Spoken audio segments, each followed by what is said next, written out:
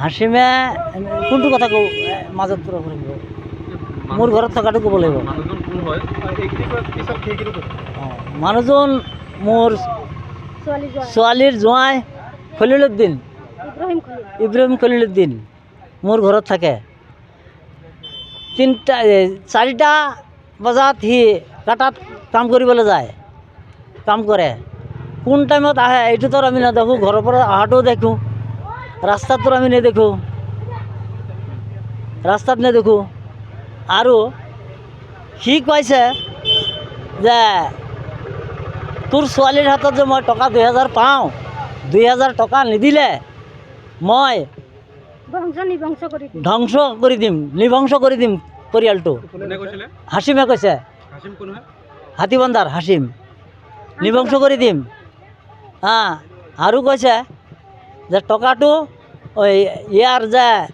ইয়াৰ ছোৱালী ল'ৰা এটা এক্সিডেণ্ট হৈ মৰিছে সেই টকাটো সি জব্দ কৰি ৰাখিব মনকে ৰাখিব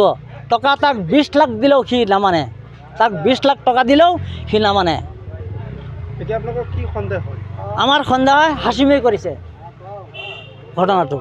হাসিমে হত্যা কৰা মানে সন্দেহ কৰিছে আপুনি আমি সন্দেহ কৰিছোঁ মানুহজন কামলৈ কেতিয়া গৈছিলে কামলৈ মানুহজন আজি গৈছে কামলৈ আজি গৈছে নাম কি ক'লে নাম কি ক'লে আব্দুল খলিল ইব্ৰাহিম খলিল ঘৰ ক'ত আছিলে হাতীবন্ধা এতিয়া ঘটনাটো ক'ত হৈছে ঘটনাটো হাতীবন্ধাই হৈছে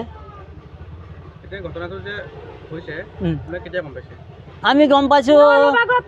এই অলপ আগত এই খালি কুঁহিবাৰী কাম কৰোঁ মই মানুহক কৈছে যে মানুহ এটা মৰিছে